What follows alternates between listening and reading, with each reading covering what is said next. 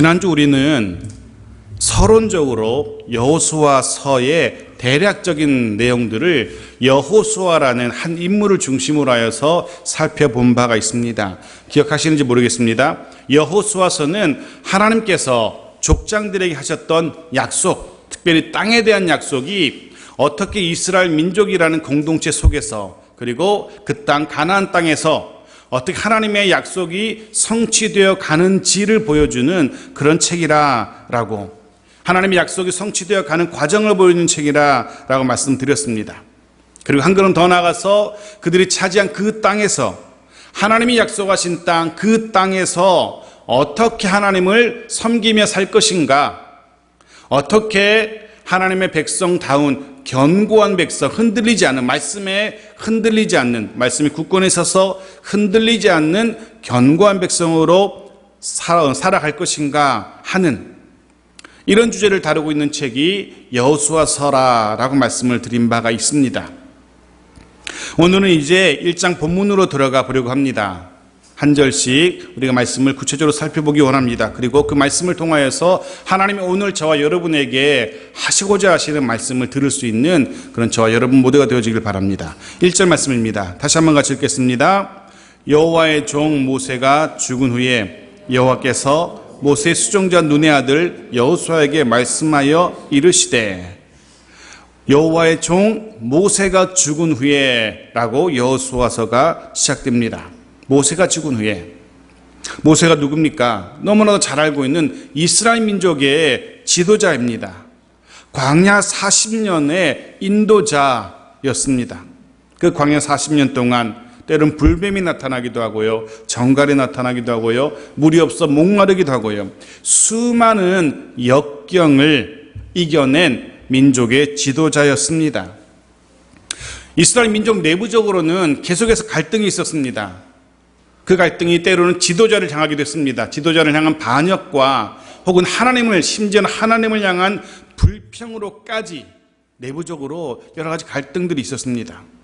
참 고집스러운, 너무도 고집스럽게 자기들의 자아를 버리지 못했던 이스라엘 백성들이었습니다.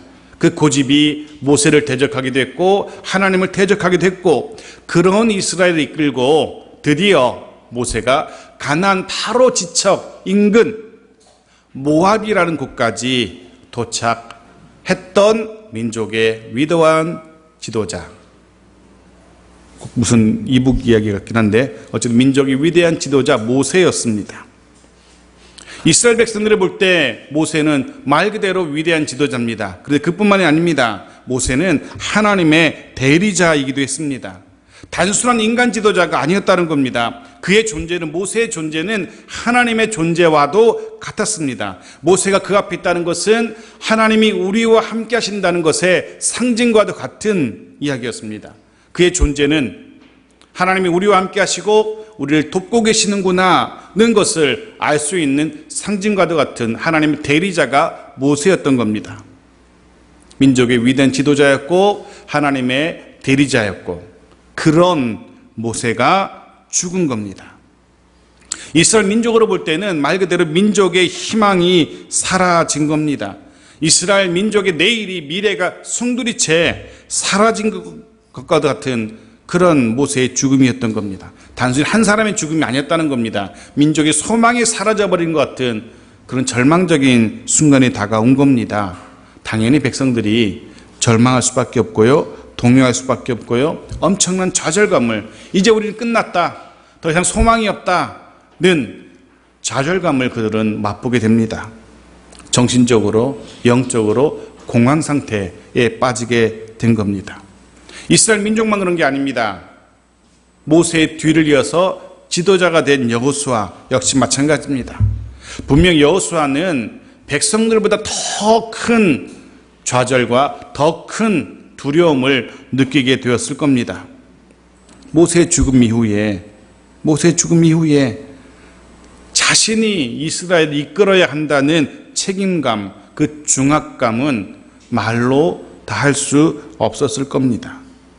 게다가 그들이 들어가야 할 그 땅, 비록 하나님이 약속하신 땅이지만 그 가나안 땅이 하나님이 이스라엘 백성들에게 주겠다라고 약속하셨지만 막상 와보니까 그 가나안이요, 문을 활짝 열고 어서 오십시오, 이것을 비워드리겠습니다, 그러고 있는 게 아닙니다. 문을 꾹꾹 걸어 잠그고 말 그대로 일사항전을 각오하고 있는 겁니다. 아니, 그보다 먼저 그들이 건너가야 할 요단강, 요단이 넘실거리고 있습니다. 도무지 그 요단을 건널 재주가 없습니다. 만일에 모세가 있었더라면, 우리의 지도자 모세가 있었더라면, 홍해를 가는 모세가 있었더라면 저 요단 강쯤이야 쉽게 가를 수 있었을 텐데, 나 여호수아가 모세의 절반만이라도 된다면 요단을 가를 수도 있을 텐데, 하지만 그럴 수 없는 자신을 여호수아 스스로가 잘 알고 있습니다. 엄청난 좌절과 낙심에 사로잡히게 되었을 겁니다. 백성들을 어떻게 이끌어야 할지, 요단을 어떻게 건너야 할지, 꼭꼭 닫힌 저 가나안을 어떻게 열어야 할 것인지 여호수아로는 방법이 없는 겁니다. 때때로 우리 역시 그럴 때 있습니다. 정말 말 그대로 망연자실, 어찌할 바를 몰라서 그저 주저앉아 있어야 하는 때, 할 게 없습니다. 그냥 주저앉아서 두려움에 사로잡혀서 발벌 떨 수밖에 없는 그런 순간들 있습니다. 단 한 걸음도, 두려움 때문에 단 한 걸음도 움직일 수 없는 그런 때 있습니다. 여호수아가 지금 그런 상태인 겁니다. 이스라엘 백성들이 지금 그런 상태인 겁니다. 어떻게 해야 됩니까? 해결 방법이 무엇입니까? 어떻게 해야 그 두려움을 떨치고 다시 일어설 수 있고, 어떻게 해야 그 좌절감을 떨치고 다시 힘을 낼 수 있을까? 여호수아를, 이스라엘 백성들을 다시 이렇게 세운 것이 무엇일까?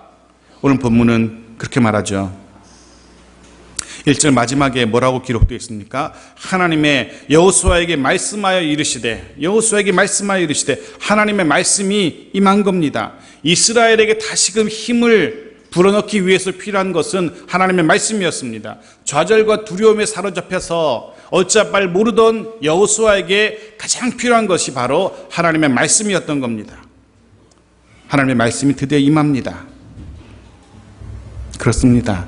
하나님의 말씀이 임해야 됩니다. 고민할 때, 갈등될 때, 문제 해결의 실마리가 보이지 않을 때, 그때 어디로 돌아가야 됩니까? 하나님의 말씀으로 돌아가야 됩니다. 그 말씀 안에 해답이 있습니다. 해결 방법이 있습니다. 그 말씀 안에 소망이 있는 겁니다. 저와 여러분에게도 여호와 하나님의 말씀이, 인격이신 하나님의 말씀이 임하기를 소원합니다. 인격이신 이 말씀이 그저 글자에 머무는 말씀이 아니라 내게 다가오는 인격이신 말씀이 나를 다시금 일으켜 세울 수 있을 겁니다. 좌절하고 낙심할 때 그 인격이신 말씀이 내게 다가와서 나를 다시금 이렇게 세우고 용기와 소망을 불어넣어 주는 겁니다. 하나님의 말씀이 드디어 여호수아에게, 그리고 앞으로 백성에게도 임하게 되죠. 어떤 말씀이 임합니까? 2절 말씀 보십시오. 같이 읽겠습니다. 시작. 내 종 모세가 죽었으니 이제 너는 이 모든 백성과 더불어 일어나 이 요단을 건너 내가 그들 곧 이스라엘 자손에게 주는 그 땅으로 가라. 구체적으로 두 가지 말씀이 임합니다. 하나는 일어나라는 말씀입니다. 일어나라, 그리고 건너가라는 말씀입니다. 우리말 성경에는 요단을 건너가 중간에 있고 그 땅으로 가라가 맨 마지막에 있는데, 건너다와 가다라는 두 개의 동사가 나오는데 원문에 보면은 한 단어입니다. 한 단어, 건너가다라는, 그게 한 단어로 묶여 있어요. 아보르라는 히브리어 단어인데 그 단어가 건너가다는 뜻이에요. 결국은 두 가지입니다. 일어나라는 것이 하나고, 그리고 건너가라는 것이 두 가지입니다. 하나님의 말씀이 좌절에 빠져 있었던, 주저앉아 있었던, 소망을 잃은 것 같이 절망하고 있던 백성들에게, 여호수아에게 임합니다. 일어나라는 말씀이 하나고 건너가라는 말씀이 하나입니다. 한번 생각해 보십시오. 제가 조금 전에 모세가 어디까지 이스라엘을 이끌어왔다고 했습니까? 이제 지금 여호수아와 백성들이 머물고 있는 곳이 어디입니까? 어디에서 일어나서 어디로 건너가라고 하는 것인지. 먼저 이스라엘 백성들이, 여호수아가 머물고 있는 곳은 가나안 동편, 그 건너편 모압이라는 평지입니다. 모압 평지입니다. 모세의 죽음으로 지금 낙심해 있는 이스라엘 백성들입니다. 그리고 가나안은 견고하고도 굳게 닫혀 있습니다. 그들의 성이 높습니다. 그래서 이스라엘이 그것 보고서 또 좌절하고 있습니다. 그들과 치열한 싸움을 싸워야만 합니다. 근데 모세도 없습니다. 도무지 여러 가지가 다 엄두가 나지 않습니다. 그런데 그렇게 약속의 땅이 엄두나지 않는 그때에 그들의 눈에 들어온 것이 무엇이냐면 바로 자신들이 있던 모압 평지입니다. 요단도 건너기 힘들고 가나안도 쉽지 않을 것 같은데 있는 곳을 보니까 모압 평지예요. 민수기 32장 보십시오. 1절과 4절 같이 읽겠습니다. 시작. 루벤 자손과 갓 자손은 심히 많은 가축대를 가졌더라. 그들이 야셀 땅과 길앗 땅을 본즉 그곳은 목축할 만한 장소인지라. 곧 여호와께서 이스라엘 회중 앞에서 쳐서 멸하신 땅은 목축할 만한 장소요 당신의 종들에게는 가축이 있나이다. 지금 루벤 갓 이 지파가요 모압 땅을 바라보고 모압 땅이 있거든요. 가나안으로 건너가야 되는데 이 루벤 갓 자손이 와서 이야기합니다. 저희들은요 건너가긴 할 건데요, 가서 여러분과 함께 싸우긴 같이 싸울 건데요, 이 땅에서 살고 싶은데요, 여기 보니까 목축하기 딱 좋아요. 풀도 많고 평지고 농사도 잘 될 것 같고 저희는 여기 살게요. 이렇게 이야기하고 있는 겁니다. 무슨 이야기입니까? 지금 이스라엘 백성들이 가나안을 건너가기 위해서 잠시 머무르고 있는 그 모압 땅이 좋은 장소예요. 비록 약속의 땅은 아니지만 은근 살기에 괜찮아 보입니다. 괜찮은 정도가 아닙니다. 이스라엘 백성들은요 목축을 하는 사람들입니다. 목축을 하는 사람들에게 목축할 땅이 있다는 것은, 풀밭이 있다는 것은 그보다 좋을 바가 없는 겁니다. 가장 좋은, 말 그대로 살기 적당한 곳입니다. 피 흘려 가나안을 점령하려면, 가나안으로 건너가면 피 흘려 싸워야 하고, 그래서 싸워서 이긴다는 보장도 없잖아요. 모세도 없는 상태에서 이긴다는 보장이 없는 정도가 아니라 패배가 거의 확실해 보이는 그런 싸움입니다. 백성들 마음속에는 굳이 가야 할까? 여기도 이렇게 먹고 살기 좋은데 물이 있고 풀밭이 넓고 농사도 지을 수 있고 목축도 할 수 있고 굳이 건너갈 이유가 뭐가 있지라는 생각이 들 무렵에 하나님의 말씀이 임합니다. 일어나라, 건너가라. 무슨 얘기입니까?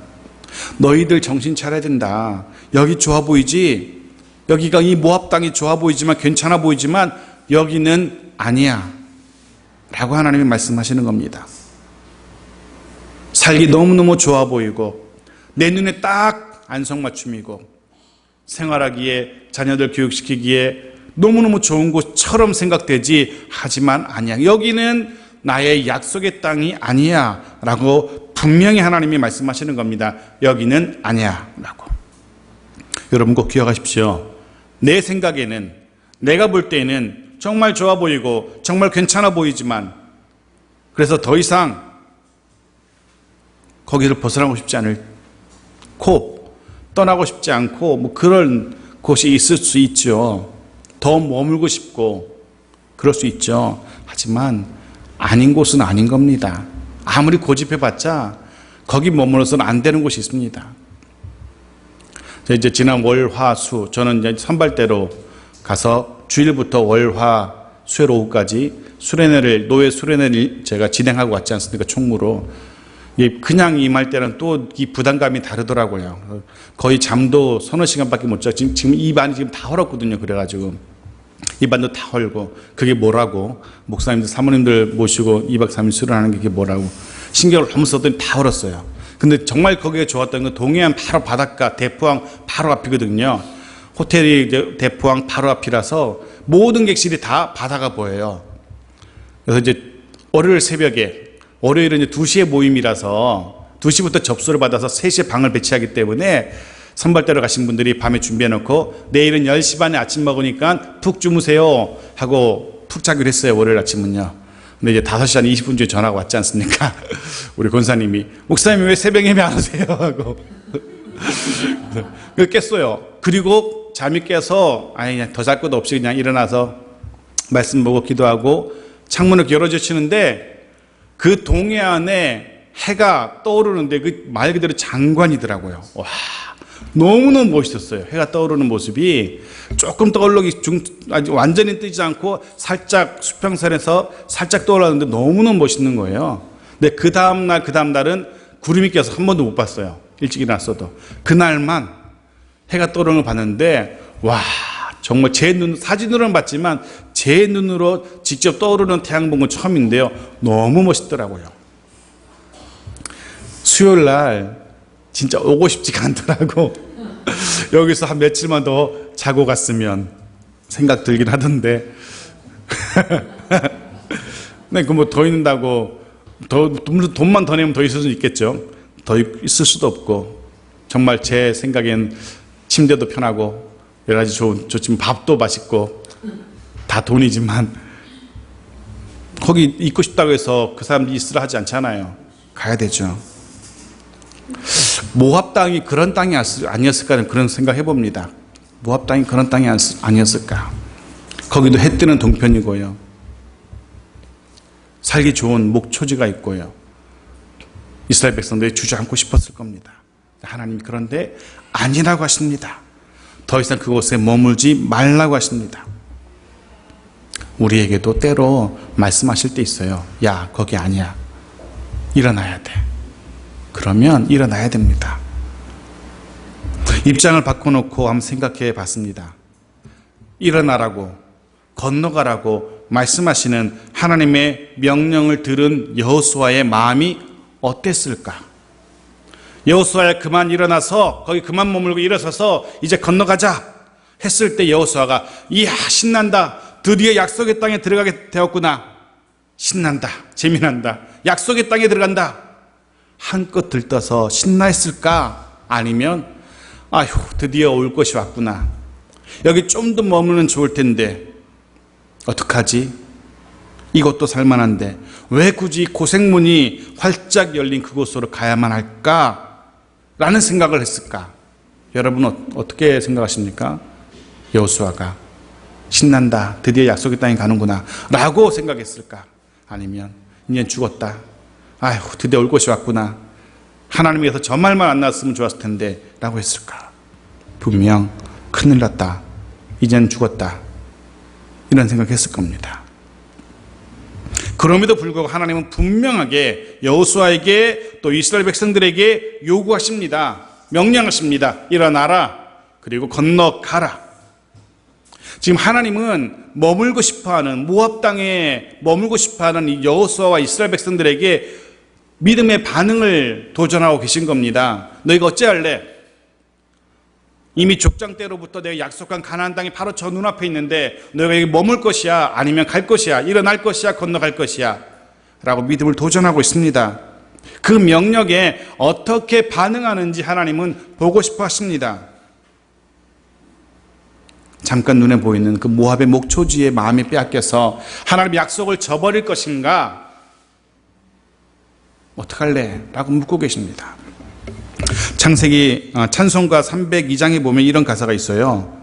좀 이따 말씀에 부를 찬송인데요. 많은 사람이 얕은 물가에서 저 큰 바다 가려다가 찰싹거리는 작은 파도 보고 마음 약하여 못 가네. 이스라엘 백성들이 지금 그런 겁니다. 얕은 물가에서 물장구 치며 재미있게 놀고 있어요. 더 큰 바다는 가고 싶지 않아요. 그냥 여기서 이러고 머물고 싶어요. 기억하십시오. 이런저런 이유와 핑계로 일어서지 않는다면, 건너가지 않는다면 결코 약속의 땅은, 그 적과 꿀이 흐르는 하나님의 약속의 땅은 결코 맛볼 수 없습니다. 그 땅에서 누리게 될 하나님의 은혜와 복과 축복은 도저히 절대로 누릴 수 없는 겁니다. 일어나야만, 건너가야만 그 약속의 땅에서 하나님이 준비해 놓으신, 예비해 놓으신 적과 꿀이 흐르는 하나님의 은혜를 누릴 수가 있는 겁니다. 하나님은 오늘 저와 여러분에게도 말씀하십니다. 그런데도 불구하고 주저하고 두려워한다면, 일어나지 못하고 건너가지 못한다면 우리 역시 결코 하나님의 은혜, 하나님의 복 더 이상 맛볼 수 없습니다. 많은 사람들이 하나님을 향해서 불평하죠. 왜 하나님 나에게 이런, 왜 하나님은 나에게 복을 주지 않습니까? 왜 하나님은 나에게는 은혜 주지 않습니까? 주저앉아 있으니까, 모압 땅에 주저앉아 있으니까, 일어나지 않고 건너가지 않으니까 하나님의 은혜를 맛보지 못하는 겁니다. 믿음으로 더 큰 은혜의 바다를 향해서 믿음의 발걸음을 옮길 수 있는 우리 모두가 되어지길 바랍니다. 계속해서 하나님의 말씀이 주어집니다. 3절입니다. 여호수아에게 말씀이 주어집니다. 같이 읽겠습니다. 내가 모세에게 말한 바와 같이 너의 발바닥으로 밟는 곳은 모두 내가 너에게 주었노니. 여기 사용된 발바닥으로 밟다라는 이 문장이 참 절묘합니다. 발바닥으로 밟는 곳. 무슨 의미가 들어있습니까? 아직 밟지 않았다는 거죠. 아직 주어지지 않았다는 겁니다. 그리고 또한 저절로 주어지는 게 아니라는 겁니다. 하나님이 약속하신 땅이지만 저절로 옛다, 믿을 것이다 라고 주는 게 아니라는 겁니다. 이스라엘 백성들이 발바닥으로 밟아야 된다는 겁니다. 참 흔히 하는 말 얄궂죠. 하나님도 참 짓궂습니다. 그냥 하나님 다 요리해서 딱 먹어 하고 던져주면 참 좋을 텐데 그렇게 준 게 아닙니다. 이스라엘로 하여금 직접 가서 요리를 하라는 겁니다. 요리해서 먹으라는 겁니다. 너희의 발바닥으로 밟으라는 겁니다. 하나님은 지금 이스라엘 백성들에게 일어나서 건너가서 그 믿음으로 발바닥으로 밟아가야 한다라고, 즉 싸워야 한다라고 이야기하고 있는 겁니다. 그런데 마지막을 보십시오. 3절 마지막 문장에 뭐라고 되어 있습니까? 내가 너희에게 주었노니 라고 되어 있습니다. 초등학생도 이 문장이 무슨 말인지 알 겁니다. 이미 주었다는 겁니다. 그죠? 내가 너에게 줄 거니까이 아니라 내가 너에게 주었노니. 이 문장이 좀 이상하지 않습니까? 너희가 발바닥으로 밟아야만 돼. 근데 나는 이미 너에게 줬어. 라고 이야기하고 있어요. 하나님의 계획 아래에서는 이미 여호수아와 이스라엘 백성들에게 주어진 땅입니다.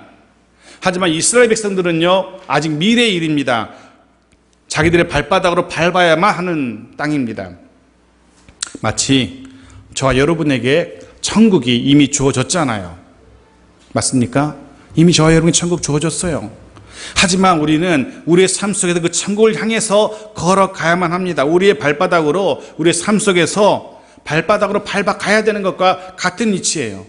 이스라엘 백성들이 가나안 땅 주어졌어요. 하지만 그 땅을 차지하기 위해서는 발바닥으로 밟아가야 되는 겁니다. 비록 저와 여러분에게 천국은 주어졌지만 우리 삶 속에서 믿음으로 발바닥으로 밟아가야 되는 것처럼 예수 그리스도를 향한 믿음 가지고 우리 역시 이 세상에서 죄와 사망의 권세들과 치열하게 싸워야 하는 것과 같은 이치입니다.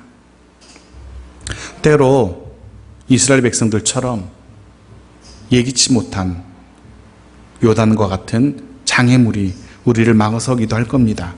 때로는 여리고성과 같은 강력한 대적이 우리의 믿음의 걸음을 막아서기도 할 겁니다.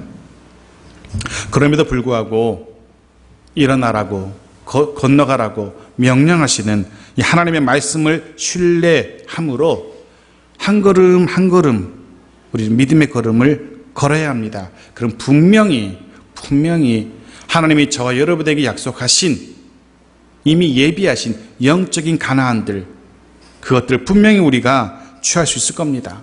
분명 하나님이 저와 여러분을 위해서 마련해 두신 젖과 꿀을 맛보게 될 겁니다. 누구에게요? 믿음의 걸음을 걷는, 믿음으로 발바닥으로 밟아가는 이들에게. 그러길 바라기는 우리 매일의 삶 속에서 일어나고 또 건너가는 그런 저와 여러분 되어지길 바랍니다. 매일의 구체적인 삶 속에서 하나님이 저와 여러분에게 주시겠노라고 약속하신 젖과 꿀이 흐르는 그 땅을, 그 풍성함을 누리게 되는 복된 가정 모두가 되어지기를 소원합니다. 4절은요, 그 땅이 어떤 땅인지 혹은 발바닥으로 어디까지 밟아야 되는지 정복할 땅에 대한 경계가 설명되죠. 4절 같이 읽겠습니다. 시작. 곧 광야와 이 레바논에서부터 큰 강 곧 유브라데 강까지 해쪽 속의 온 땅과 또 해지는 대까지 너의 영토가 되리라. 이 광야는요, 이스라엘 팔레스타인 남쪽 시내 광야를 말하고요. 거기서 시내 광야에서 출발해서 레바논을 거쳐서 북쪽 유브라데 강까지를 정복하라라고 되어 있어요. 우리말 성경은 조금 애매하게 되어 있는데 원문은 광야에서 출발해서 레바논을 거쳐서 큰 강 유브라데 북쪽까지 너희의 땅이다. 그리고 해적 속의 땅을 점령해야 된다. 해적 속은 가나안 족속을 말해요. 가나안 땅에 살아가고 있는 이들을 점령해라. 서쪽으로는 해 지는 쪽 대 지중해를 말합니다. 그 앞까지. 그 땅이 이스라엘 백성들에게 준 땅, 여호수아와 이스라엘 백성들이 정복해야 할 땅. 그런데 우리가 이제 여호수아서를 하나씩 보겠지만 여호수아와 이스라엘이 이 땅을요 다 정복하지 못합니다. 이 땅을 다 자기의 수중으로, 자기의 발바닥으로 밟지 못해요. 실제로 하나님의 이 약속은요 다윗과 솔로몬 시대에 가서야 이루어지게 됩니다. 그런 생각을 하게 됩니다. 하나님이 약속하셨지만 이루어지지 않는 일들이 있습니다. 마치 여호수아와 이스라엘 백성이 하나님이 약속하신 그 땅을 다 취하지 못한 것처럼. 하지만 혹 지금 다 이루지 못해도 낙심하거나 실망하지 말아야 됩니다. 다윗 때에, 솔로몬 때에 가서 그 땅을 차지하고 하나님의 약속이 이루어진 것처럼 우리 대에 하나님의 약속이 성취되지 않았다고 해서 실망할 필요 없다는 겁니다. 하나님의 약속은 반드시 이루어집니다. 우리 대가 아니라면, 부모 대가 아니라면 자녀 대에 가서라도 반드시 하나님의 약속은 이루어집니다. 그러게 하나님의 약속 의심하지 마시고 믿음으로 걸어가면 됩니다. 우리가 다 성취하지 못하면, 우리가 성취를 보지 못하면 우리 자녀들이 그 약속의 성취를 보게 될 것이고, 우리가 적과 꿀을 다 누리지 못한다면 우리 자녀들이 그 적과 꿀을 누리게 될 겁니다. 하나님은 그렇게 약속하셨기 때문에. 하나님은 이 일을 새로운 지도자 여호수아에게 이 사명을 맡깁니다. 그러면서 여호수아를 다독이죠. 잘 해낼 수 있을까? 염려하는 여호수아를 다독이십니다. 5절 보십시오. 어떻게 다독이시는지 5절 같이 보겠습니다. 내 평생에 너를 능히 대적할 자가 없으리니 내가 모세와 함께 있었던 것 같이 또 함께 있을 것임이니라. 내가 너를 떠나지 아니하며 버리지 아니하리니 라고. 과연 하나님의 이 명령, 일어나서 건너가라는 이 명령 잘 수행할 수 있을까 염려하고 걱정하는 여호수아를 하나님이 다독거리면서 또 한 가지 개인적인 약속을 주시죠. 하나님께서 동행해 주겠다라는, 내가 너를 떠나지 않을 것이야, 모세와 함께 했던 것처럼 너와 함께 있을 것이야 라고 하나님의 동행을 약속해 주십니다. 하나님의 동행하심, 이것이 여호수아의, 아니 우리 모든 하나님의 백성들의 승리의 비결입니다. 하나님이 동행하시느냐 그렇지 않느냐, 이 일이 하나님이 동행하실 만한 일인지 그렇지 않은지, 이 곳이 하나님이 동행하실 만한 곳인지 그렇지 않은지 늘 이것을 우리가 신경 써야 되는 겁니다. 하나님이 동행하시면 승리할 수 있기 때문에 그렇습니다. 하나님이 동행하시기에 아무도 여호수아를 대적하지 못합니다. 사실 여호수아는요, 이스라엘 백성이, 자신이 이끌어야 되는 이스라엘 백성이 어떤 자들인지 너무나 잘 알고 있습니다. 그는 모세 수종자였지 않습니까? 모세가 백성들 때문에 잠 못 이루고 고민하고 힘들어하던 걸 여호수아가 이미 알고 있습니다. 아침 저녁으로 생각이 바뀌고 아침 저녁으로 요구하는 게 달라지는 그 백성 때문에, 고기 내놔라, 야채 내놔라, 뭐 내놔라, 뭐 내놔라 하는 백성 때문에 힘들어하고 잠 못 이루던 그 모세를 수종자 여호수아가 이미 보아서 알고 있습니다. 거기다가 자신들이 들어가야 할 땅, 가나안 땅이 어떤 땅인지도 누구보다 잘 알고 있죠. 이미 12 정탐꾼의 한 사람으로 가나안 땅을 속속들이 정탐하고 온 사람입니다. 가나안에 대해서 누구보다 잘 알고 있는 여호수아입니다. 그 땅에 어떤 사람들이 살고 있는지, 그들이 얼마나 강력한 군사력을 가졌는지, 그 성이 얼마나 견고한지 누구보다 잘 아는 여호수아입니다. 백성이 얼마나 말도 되지 않는 고집불통인지, 가나안이 얼마나 강력한지 가장 잘 알고 있는 여호수아이기에 당연히 걱정할 수밖에 없고 두려워할 수밖에 없는 겁니다. 모르면 겁도 안 나요. 하룻과 같이 법 무서운지 모른다고 겁도 안 납니다, 모르면. 하지만 아니까 겁나는 겁니다. 아니까. 그런 여호수아를 하나님이 위로하시고 하나님이 격려하십니다. 기억하십시오. 하나님이 함께 하신다면 그 누구도 그 무엇도 우리를 막아서지 못합니다. 함께 하시는 하나님을 기억하시며 담대하게 믿음으로 살아가는 우리 모두가 되어지길 바랍니다. 자, 하나님은 여호수아에게 내가 너와 함께 하겠다 라고 약속하셨어요. 이제 공이 여호수아에게 넘어왔어요. 선택이 여호수아에게 달렸습니다. 여호수아가 어떻게 하면 될까? 두 가지입니다. 6절 말씀 같이 읽죠. 시작. 강하고 담대하라. 너는 내가 그들의 조상에게 맹세하여 그들에게 주리라 한 땅을 이 백성에게 차지하게 하리라.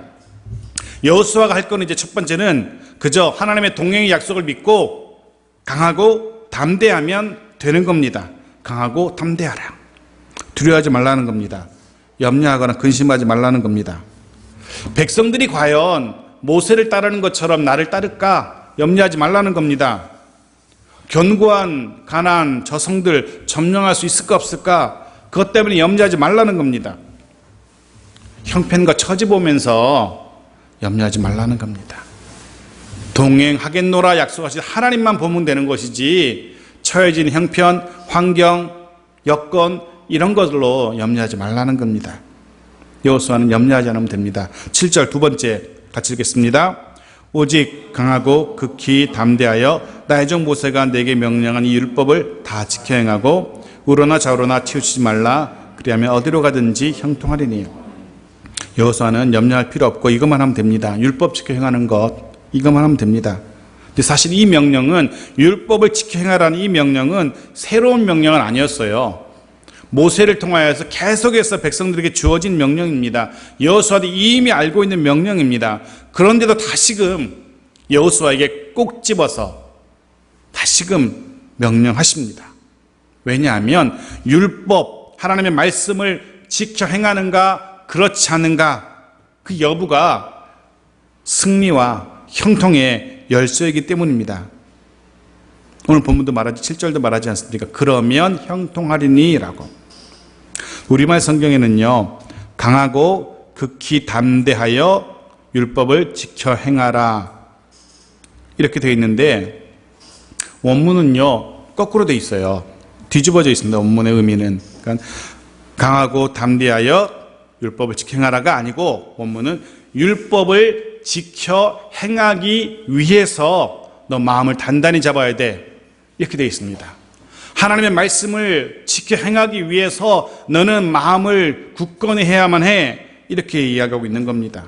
강하고 담대해야 되는 이유가 뭐냐 하면 율법을 지켜 행하기 위함인 것입니다. 말씀 지켜 말씀대로 순종하기 위해서 마음을 다잡아야 되는 겁니다. 한 주간 동안 이제 우리는 또 세상에 내일부터 세상에 나가서 직장에서 혹은 집에서 동네에서 한 주간 동안 살아가야 됩니다. 그때 살아갈 때 먼저 결단해야 된다는 겁니다. 내가 말씀대로 살고야 말겠다. 굳게 마음을 다잡아야 됩니다. 그래야만 말씀대로 살 수 있어요. 매일매일 아침에 눈 뜰 때마다 아침에 제일 먼저 오늘 말씀대로 살아야지 라고 마음을 강하고 담대히 해야만 그 말씀대로 살 수 있어요. 왜냐하면 세상이 우리를 그냥 두지 않기 때문에. 아차하는 순간에 말씀 까맣게 잊어버립니다. 제가 아침마다 말씀, 아침에 새벽 예배 본문 가지고 한 절 이렇게 말씀 묵상한 내용을 보내드리는데 그거 보시는 분도 있고 안 보시는 분도 계실 겁니다.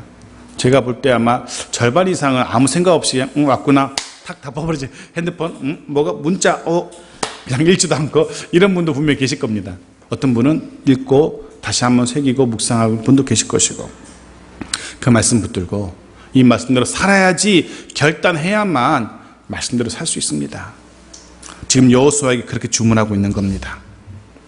말씀에 대한 순종 바로 이것이 형통의 열쇠이기 때문에 그렇습니다. 물론 성경이 말하는 오늘 여호수아가 말하는 형통은요 흔히 세상 사람들이 생각하는 잘 먹고 잘 사는 물질적인 번영 이거 말하는 게 아닙니다. 형통은 꼭 기억하십시오. 성경이 말하는 형통은 잘 먹고 잘 사는 것 그 이상을 이야기합니다. 누군가가 어느 책에서 봤는데 누군가 이런 비유를 들었던 거 제가 기억합니다. 여러분 한번 생각해 보십시오. 지금 A라는 사람은 자기가 어디쯤 가는지도 모르고 어디로 가는지도 몰라요. 하지만 길이 너무너무 좋아서 쌩쌩 자동차로 달려가고 있어요. 이 사람은 자기가 어디쯤인지 어디로 가야 하는지 몰라 그냥 달리고만 있어. 이런 사람이 있어요. B라는 사람이 있습니다. 이 사람은 자기가 어디쯤 가고 있는지 알고 있고요, 어디로 가야 하는지도 알고 있어요. 근데 그 가는 길이 포장이 안 돼가지고 울퉁불퉁 험난합니다. 두 사람 중에 어떤 사람이 형통한 사람입니까? 어디로 가고 있는지 아는 사람, 어디쯤 가고 있는지 아는 사람, 이 형통한 사람입니다. 이 사람은 분명 목적한 곳에 언젠간 이르게 될 겁니다. 가는 길은 험난하겠지만, 하지만 A라는 사람은 잘 달린 길을 간다 할지라도 어디로 가는지도 모르고 왜 가는지도 모르는 이 사람, 형통한 사람이 아닌 겁니다. 성경에 말하는 형통한 사람은 내가 지금 어디로 가야 하는지, 어디쯤 가고 있는지, 왜 가야 하는지를 알고 있는 사람, 상태를 이야기합니다. 하나님이 함께 하시기에 자신이 어디에 있는지 알고 있으며 동시에 어디로 가야 할지를 알고 걸어가는 인생, 이 인생이 형통한 인생인 겁니다. 하나님이 지금 여호수아에게, 또 이스라엘 백성들에게, 저와 여러분에게 그런 인생, 형통한 인생을 살라고 주문하고 계십니다. 그러하기 위해서 율법을 지켜 행해야 된다는 겁니다. 8절은 율법을 지켜 행한다는 것이 무엇인지 좀 더 구체적으로 보여줘요. 8절 같이 읽겠습니다. 시작. 이 율법책을 내 입에서 떠나지 말게 하며 주야로 그것을 묵상하여 그 안에 기록된 대로 다 지켜 행하라. 그리하면 내 길이 평탄하게 될 것이며 내가 형통하리라. 율법을 지켜 행한다는 것은 첫째, 율법을, 말씀을 입에서 떠나지 않게 하는 겁니다. 입에서 떠나지 않게 하는 겁니다. 너 입에서 떠나지 않게 하며, 여러분의 입술에, 여러분의 말에, 여러분의 대화, 집에서건 친구들 사이에서건 뭐 가족들이건 친구들이건 직장에서건 여러분의 말 속에, 대화 속에 하나님의 말씀이 어느 정도나 포함되어 있는지 모르겠습니다. 퍼센테이지로 따지면 하루 여러분이 하시는 모든 말 속에서 말씀이 몇 단어, 몇 퍼센트나 되는지 한번 스스로 생각해 보십시오. 식구들하고 이야기할 때, 친구들하고 대화할 때 하나님에 대해서, 예수 그리스도에 대해서, 말씀에 대해서 얼마나 이야기하고는 하시는지. 율법을 지켜 행한다는 것은요, 우리 입술에서 말씀이 떠나지 않는 겁니다. 둘째, 율법을 지켜 행한다는 것은 말씀을 묵상하는 겁니다. 묵상한다는 것은요, 곰곰이 생각한다는 의미가 아니고요, 단어적인 의미는 입으로 중얼중얼 하는 겁니다. 중얼거리면서 자기 자신에게 말씀을 계속 들려주는 것을 말합니다. 자기 입으로 중얼하면서, 야, 너 말씀이 이렇게 살아야 돼, 말씀은 이렇게 얘기하고 있지 않니? 자기 자신에게 말씀을 들려줘서 말씀이 자기 자신을 통제하도록, 자신의 삶을 지배하도록 계속 이야기해 주는 것, 이걸 묵상한다는 겁니다. 마지막 하나가 지켜 행하는 겁니다. 아무리 대화 속에 말씀이 풍성하고 아무리 자기 자신에게 말씀대로 살아야 된다라고 되뇌어도 실제로 말씀대로 살지 않으면 무슨 소용이 있겠어요. 마태복음 7장 24절 같이 읽겠습니다. 시작. 그러므로 누구든지 나 이 말을 듣고 행하는 자는 그 집을 반석 위에 지은 지혜로운 사람 같으리니. 아멘. 저와 여러분 모두가 말씀대로 행함 있는 지혜로운 사람 되어지기를 주의 이름으로 축원합니다. 마지막 9절입니다. 9절 읽고 마무리하겠습니다. 같이 읽습니다. 시작. 내가 내게 명령한 것이 아니냐? 강하고 담대하라. 두려워하지 말며 놀라지 말라. 내가 어디로 가든지 내 하나님 여호와가 너와 함께 하느니라 하시니라. 다시 한번 하나님의 함께 하심에 대해서 말씀하고 계십니다. 왜 그렇습니까? 이게 너무나 중요하기 때문에 다시 한번 여호수아에게 강조해요. 여호수아가 이후로 가장 중요하게 여겨야 할 것은요, 무기를 갈고 닦는 게 아닙니다. 이스라엘 백성들 그 오합지졸의 이스라엘을 훈련을 시켜서 강력한 군대로 만드는 것, 그거 준비하는 게 아닙니다. 참모들과 모여서 맨날 며칠을 어떻게 점령할지 훌륭한 작전을 짜내는 것, 이거 고민할 필요도 없습니다. 여호수아가 신경 써야 될 것은, 기억해야 될 것은 하나님이 함께 하신다는 사실, 이것만 기억하면 됩니다. 그 하나님 함께 하심을 믿고 말씀대로 순종해서 일어나고 건너가면 되는 겁니다. 저와 여러분 앞에도 하나님이 약속하신 약속의 땅들, 영적인 가나안들이 분명히 있을 겁니다. 내가 소망하는 것, 소원하는 것, 목표하는 것, 하나님도 내게 주신 것 같은, 약속하신 것 같은, 허락하신 것 같은 그런 영적인 가나안들, 그것이 무슨 학업의 영역이든 사업의 영역이든 건강의 영역이든 자녀교육의 영역이든 하나님이 우리에게 약속하신 약속의 것들이 있습니다. 어떻게 그것을 우리의 것, 내 것 만들 수 있습니까? 먼저 일어나야 됩니다. 현재 상황 때문에 주저앉아 있어서는 안 되고요. 혹은 현재 편안하기 때문에 역시 안주하고 있어서도 안 됩니다. 하나님이 일어나라 말씀하실 때 일어나야 되고요. 그리고 발을 내디뎌서 요단을 건너야 됩니다. 우리의 발바닥으로 밟는 수고로움이 있어야 됩니다. 무엇보다 중요한 건 늘 말씀을 가까이 하는 것, 떠나지 않는 것. 그렇게 우리들 각자를 향하여, 우리 가정, 일터, 교회를 향하여 하나님이 약속하신 영적인 가난, 그 영적 가난의 풍성함을 누리게 되는 저 여러분 모두가 되어지기를 주의 이름으로 축원합니다. 아멘.